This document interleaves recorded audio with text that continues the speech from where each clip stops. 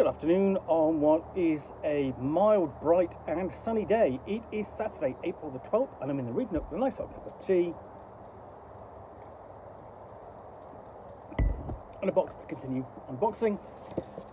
What I've got here is a copy of the Cursed Chateau. This is written by James Maliszewski, whom you may well know from the Grognard files blog, which he has been writing for something like over 15 years now. It's one of the definitive old school Renaissance blogs, but talking about not just talking about the old school Renaissance, but just gaming in general. And this is published by Rogue Games, I believe.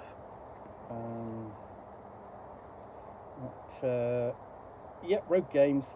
And this sort of fell off my friend's game shop. It was just sort of like something she found left over and didn't know what to do with, so she gave it to me.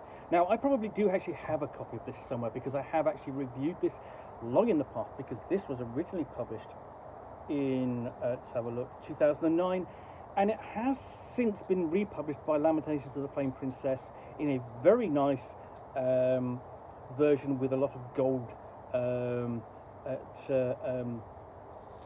printed, detailing on its pages. It's very, very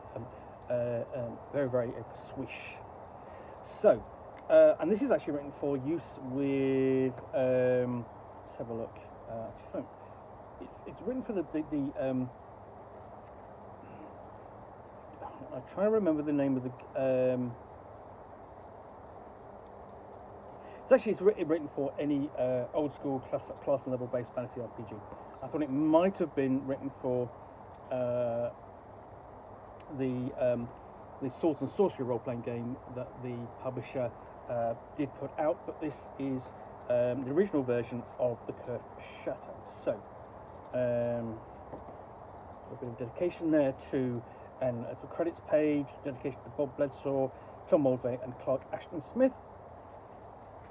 Before we get into a nice little piece of artwork, not necessarily particular to the scenario, and essentially we've got introduction, explaining what it is, background to the scenario, and how to involve the player characters,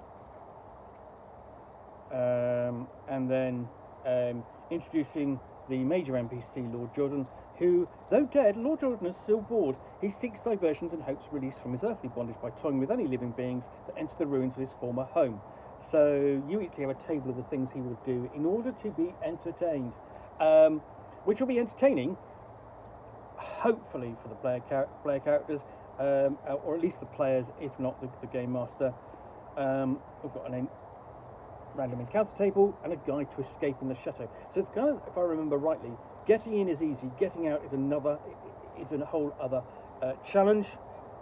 But essentially, what they've got to do is score enough diversion points to attract the attention of Lord Jordan, and actually to the point where he will let them go. And you've got that table there of points that accumulate. So, +1 per 2 points of damage suffered by any player character, +1 per room explored in the chateau, +1 per combat, per failed saving roll, per prohibited spell a player character attempts to cast, and so on and so on, +20 per player character death.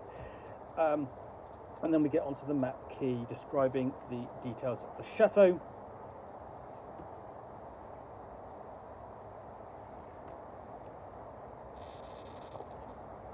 So no maps yet, we've got detailed descriptions of the various rooms, nice pieces of artwork, and I presume that's going to be Lord Jordan in his youth, when he was actually alive.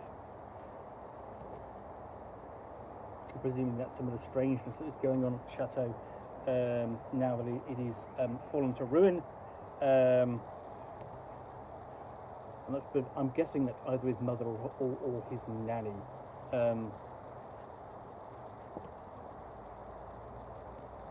So hopefully there will be some maps soon that I can show you. And we've got a table here for the things that can be found in the alchemical laboratory. They're always entertaining, and there is something you need to detail if you've got one. Then we move on to the servants' rooms, having dealt with the various rooms around the place. And we've got a vault with a chest actually containing treasures, so it is actually worth the player characters getting in there if they can survive long enough. And we've got an underground lake, and a cave of illusion and an ossuary, so a room full of bones, cave of illusions, a webbed cave, and so on.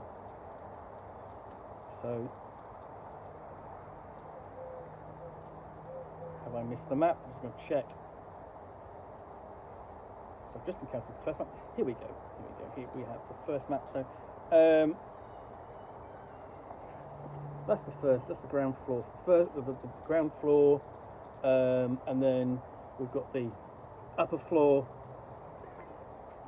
So quite nicely mapped out. And then we get on to the caverns below. Oops, sorry, there we go. We look at that properly. And then the appendix 1 is the new monsters. So look, we've got the Behemoth as a petty demon lord, caught up in the Cursed Chateau. We've got demonic frogs, ghasts. We've got an Iron Maiden golem.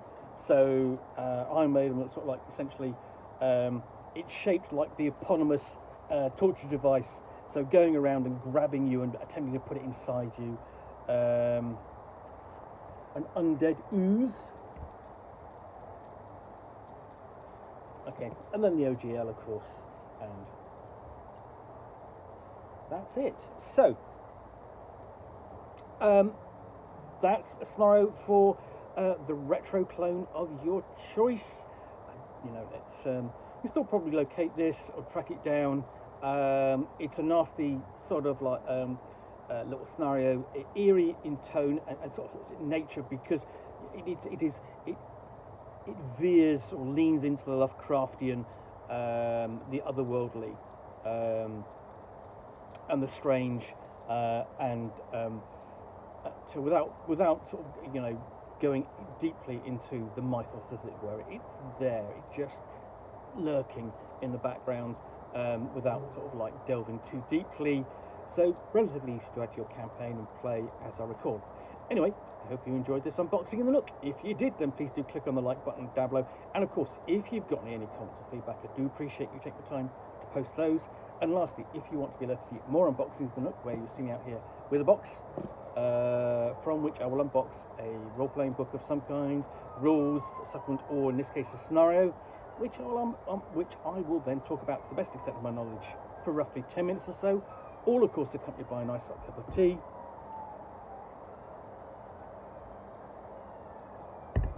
Then please do click on the subscribe button down below. Thanks again for watching another unboxing Nook. I will be back again soon with another one. Bye for now.